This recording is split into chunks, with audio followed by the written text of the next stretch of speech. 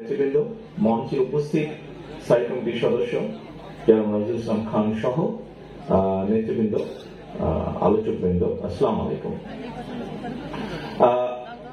উপস্থিত দুই বিভাগের নেতৃবৃন্দ, আজকে আমরা এখানে একত্রিত হয়েছি আমাদের 31 দফা, যেটি আমরা দেশের মানুষের সামনে উপস্থাপন করেছি। এই 31 দফার আলোকে আমরা আগামী দিনে আল্লাহর রহমতে মানুষের সমর্থন নিয়ে সরকার গঠন করতে সক্ষম হলে আমরা কি কি কাজ করতে চাই, দেশ এবং দেশের মানুষকে জন্য কি কি কাজ করতে চাই, সেগুলোর একটি সংক্ষিপ্ত বিবরণী নিয়ে আমরা আজকে উপস্থিত হয়েছি এখানে। কেন্দ্র থেকে নেতৃবৃন্দ এসেছেন, আলোচকবৃন্দ এসেছেন, আপনাদের সামনে সুন্দরভাবে তুলে ধরেছেন। আপনারা হয়তো পত্রিকার পাতায় দেখেছেন, কিছুদিন আগে আমরা ঢাকায় লঞ্চ করেছি। কিন্তু স্বাভাবিক বিভাগ এবং জেলা পর্যায়ের নেতৃবৃন্দ, আপনাদের মনে অনেকগুলো হয়তো প্রশ্ন ছিল, সেই প্রশ্নগুলো ক্লিয়ার করার জন্য আজকে ওনারা এসেছেন। এখন নেতৃবৃন্দ, যে কথাটি একটু আগে দু একজন বলেছেন, আলম বলেছে, অমিত বলেছে, যে এইগুলো আপনারা নিয়ে যাবেন জেলা পর্যায়ে, জেলা পর্যায় থেকে থানা বা উপজেলা পর্যায়ে, ইউনিয়ন পর্যায়ে। কিন্তু এখানে একটি কথা আছে যে শুধু আমাদের নেতা কর্মীদের ভিতরে এটি সীমাবদ্ধ রাখলে চলবে না। কারণ দেশ তো শুধু আমাদের দল দিয়ে না, দেশ শুধু আমাদের দলের নেতা কর্মীদেরকে নিয়ে, দেশ হচ্ছে দেশের মানুষকে নিয়ে, দেশের মানুষকে, এই যে প্রায় 20 কোটি মানুষ দেশে, এই সকল মানুষের জন্য এই দেশ, মানুষকে নিয়ে এই দেশ। কাজেই আপনি যদি দেশের জন্য করতে চান, দেশের মানুষের জন্য করতে চান, তাহলে এই না, আমাদেরকে নিয়ে যেতে হবে মানুষের কাছে। আমরা এই করতে চাই, কৃষি ঐক্যের জন্য এই করতে চাই, আমরা শিক্ষকদের জন্য এই করতে চাই, নারীদের জন্য এই করতে চাই, শিশুদের বা আগামী প্রজন্মের জন্য আমরা এই করতে চাই। অর্থাৎ প্রত্যেকটি সেক্টরে যুবকদের জন্য কি করতে চাই, কর্মসংস্থানের জন্য কি করতে চাই, সবগুলো বিষয় আপনারা তুলে ধরতে পারেন। হ্যাঁ, অনেকে হয়তো বলতে পারেন এর মধ্যে সকল বিষয় নেই, হতে পারে এর মধ্যে 100% বিষয় নেই, কিন্তু এর মধ্যে অনেক কিছু আছে, মোটামুটি ভাবে গাইডলাইন একটি আছে। দেখুন নেতৃবৃন্দ, আমরা কাউকে ছোট করার উদ্দেশ্যে বলছি না, তবে এটাই তো বাস্তব। আমরা দেখেছি গত কিছুদিন যাবৎ সমাজের অনেক ব্যক্তি অনেক সংস্কারের বিষয়ে কথা বলছেন, যারা 3 মাস বা 4 মাস বা এমনকি 5 মাস আগেও, 6 মাস আগেও যারা সংস্কার নিয়ে কোনো কথা বলেনি। কিন্তু বাংলাদেশ জাতীয়তাবাদী দল, আপনাদের দল বিএনপি, এই সংস্কারের কথা আজকে থেকে 2 বছর আগে বলেছে। যখন আমরা জানতাম না স্বৈরাচারের পতন কবে হবে, কবে স্বৈরাচার পালিয়ে যাবে এই দেশ থেকে, এরকম যখন পরিষ্কার ভাবে আমাদের সামনে কিছু ছিল না, আমরা সেই সময় বলেছি। অর্থাৎ বিএনপি সত্যিকার ভাবে, যে আমরা হয়তো অনেক কিছু অতীতে যখন দেশ পরিচালনার সুযোগ ছিল আমাদের, তো হয়তো সবকিছু যা যা বলেছি আমরা করতে পারিনি, হয়তো অনেক কিছু করতে পারিনি, অনেক কিছু করেছি, আবার অনেক কিছু করতে পারিনি। কিন্তু তারপরেও বিএনপি যে দেশের কথা চিন্তা করে, দেশের মানুষের কথা চিন্তা করে, এবং চিন্তা করেই যে এই যে 31 দফা বা সংস্কার প্রস্তাব দিয়েছে 2 বছর আগে, এটাই প্রমাণ করে যে বিএনপি দেশ এবং দেশের মানুষের কথা চিন্তা করে।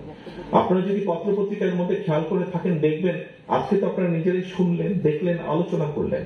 নিশ্চয়ই আপনারা যদি একটু চিন্তা করে দেখেন যে গত 1.5-2 মাস 3 মাস ধরে যারা অনেকে সংস্কারের কথা বলছে, আমরা এই 31 দফার ভিতরে যা যা বলেছি, কম বেশি তারা কিন্তু সেই কথাগুলোই বলছেন, এর বাইরে খুব একটা যাবার কোনো রাস্তা নেই। আমরা এই 31 দফাটা প্রথমে 27 দফা হিসাবে দিয়েছিলাম। তার পরবর্তীতে আমাদের সাথে যে সকল রাজনৈতিক দল আন্দোলন করেছেন, যারা আন্দোলন আমাদের সাথে করেছে, সকল গণতান্ত্রিক রাজনৈতিক দল যারা স্বৈরাচারের পতন চেয়েছে, যারা একটা বাংলাদেশ গঠন করতে চেয়েছে নতুন ভাবে, সুন্দরভাবে, সেই সকল রাজনৈতিক দলকে সাথে নিয়ে আলোচনা করে পরবর্তীতে আমরা এটিকে 27 থেকে 31 দফায় নিয়ে এসেছি।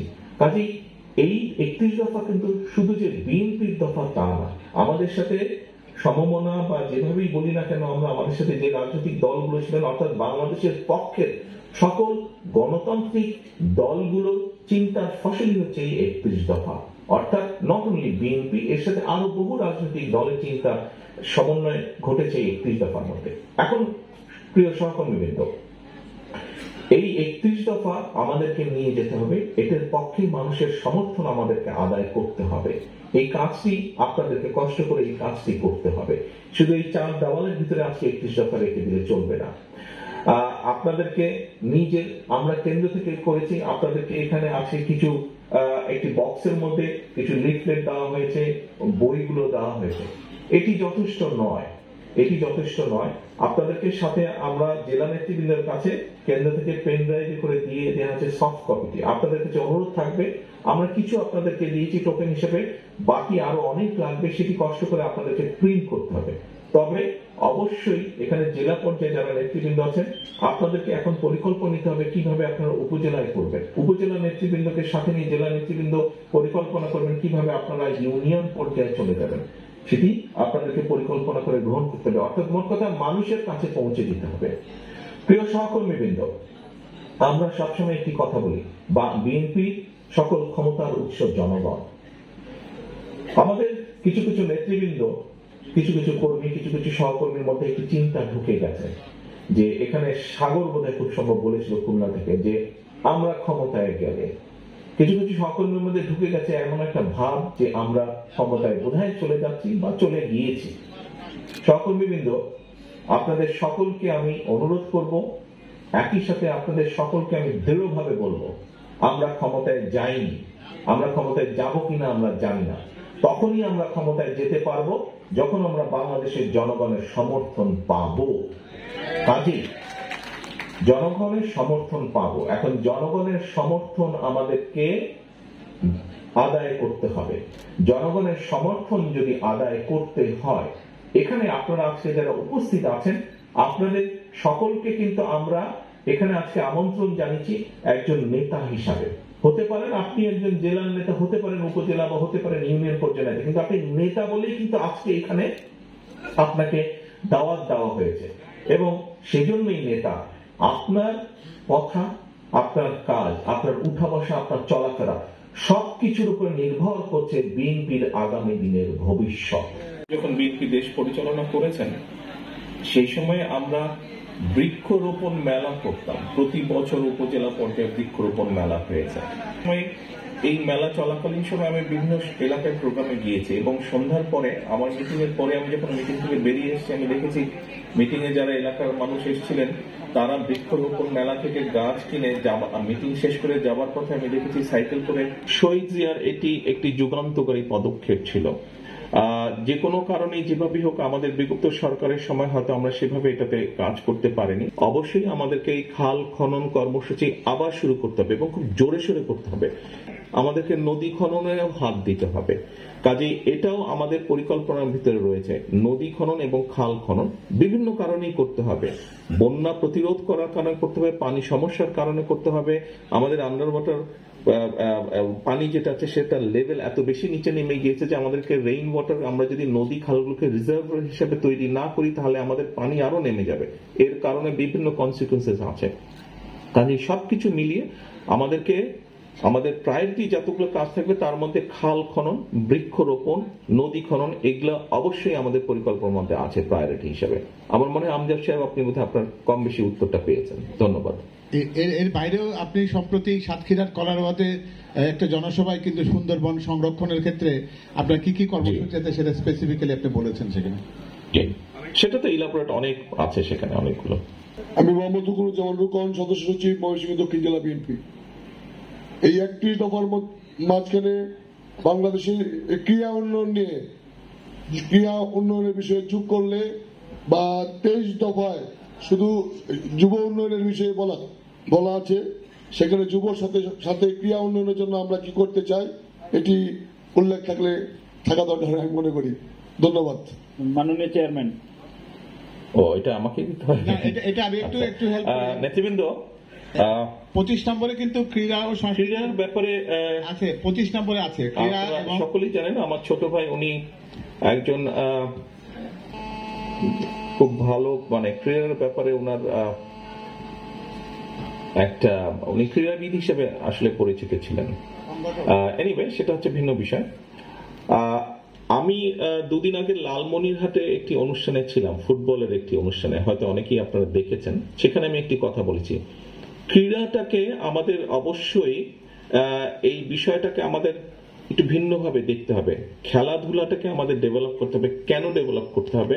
আমি যেটা মনে করি ব্যক্তিগতভাবে, সেটি হচ্ছে যে একজন ছাত্র বা ছাত্রীর স্কুল, সেটা প্রাইমারি হোক, সেকেন্ডারি লেভেলে হোক, ইন্টারমিডিয়েট হোক, একজন ছাত্রছাত্রী স্টুডেন্ট থাকা পর্যন্ত পড়ালেখা করছে, কিন্তু পড়ালেখার পাশাপাশি যদি আমরা খেলাধুলার বিষয়টাকে সামনে আনতে না পারি, খুব স্বাভাবিকভাবেই পড়ালেখাতেও সে ভালো করবে না। খেলাধুলাটা এই জন্যই প্রয়োজন, আমরা যদি ফিজিক্যালি দেখি বা ডাক্তারি চিকিৎসা মতেও দেখি, খেলাধুলা করলে স্বাভাবিকভাবে রক্ত চলাচল ভালো হয়, রক্ত চলাচল ভালো হলে স্বাভাবিকভাবে ব্রেইনে অক্সিজেন বেশি যায়, স্বাভাবিকভাবে একজন ছাত্রছাত্রী সেই সময় পড়ালেখাতে তার কাজটাও ভালোভাবে হবে। তো এই জিনিসটাকে যদি খুব বেসিক ভাবে আমরা চিন্তা করি, তাহলে অবশ্যই আমাদেরকে চেষ্টা করতে হবে খেলাধুলায়। আমার কাছে বিষয়টি আমি এভাবে দেখি যে আমরা প্রায় যখন আন্তর্জাতিক ইভেন্টগুলো থেকে আমাদের খেলোয়াড়রা ফিরে আসেন, আমরা সব সময় না বাট অধিকাংশ সময় আমরা আফসোস করে যাচ্ছে রেজাল্টটা কেন আর একটু ভালো হলো না। আমার কাছে মনে হয় যে খেলাধুলাটাকে আমাদের স্কুল লেভেল থেকে জোর দেওয়া উচিত। পড়ালেখার যেরকম ইতিহাস বলেন, ভূগোল বলেন, বিভিন্ন পদার্থের রসায়ন যেটাই বলি না কেন, কেমিস্ট্রি, যেই সাবজেক্টই বলি, আমি মনে করি খেলাধুলাটাকেও একটু সাবজেক্ট ওয়াইজ আমাদের বিবেচনা করা উচিত। এবং যেই খেলাগুলো দেশে জনপ্রিয় একই সাথে আন্তর্জাতিকভাবে জনপ্রিয়, আমরা যদি এরকম কয়েকটি খেলাকে বাছাই করে নিয়ে এগুলাকে বলা যায় অনেকটা স্কুলের সাবজেক্টে, যে অঙ্কে বা ইতিহাসে বা ভূগোলে বা পৌরনীতিতে ভালো পাশ করতে হলে যেমন ভালো মার্ক পেতে হবে, ঠিক প্রত্যেকটি ছাত্রছাত্রী যার যেটা পছন্দ সে সেটা চয়েস করে নেবে, কিন্তু তাদেরকে এই খেলাটাতেও পার্টিসিপেট করতে হবে এবং এটাতেও তাদেরকে ভালো করতে হবে। ফলে আমরা আমাদের ভবিষ্যৎ প্লেয়ার, ভবিষ্যৎ বিভিন্ন সাবজেক্টের বিভিন্ন ডিফারেন্ট টাইপের গেমস এর মধ্যেও কিন্তু আমরা সেই স্কুল লেভেল থেকে আস্তে আস্তে বাছাই করে নিয়ে আসতে পারবো ভবিষ্যৎ খেলোয়াড়দেরকে। কাজে পুরো জিনিসটাকে যদি আমরা এটা সাজাই, আজকে যেরকম অনেকে বলে যে দেশে এত ছেলে মেয়ে আছে, তাদের ভেতর থেকে কেন আমরা ফুটবলার বা ক্রিকেটার বা বাস্কেটবলের প্লেয়ার বাছাই করে আনতে পারি না? আমরা যদি আমাদের সিস্টেমটাকে সুন্দরভাবে সাজাই যে আমরা স্কুল লেভেল থেকে বের করে আনতে পারবো, তাহলে আমরা ভবিষ্যতে যখন ইন্টারন্যাশনাল ইভেন্টগুলোতে প্লেয়ারদেরকে পাঠাবো, খুব সহজেই আমরা সেখান থেকে ভালো প্লেয়ার বাছাই করে নিতে পারবো। এরকম একটি পরিকল্পনা আমাদের আছে। ধন্যবাদ।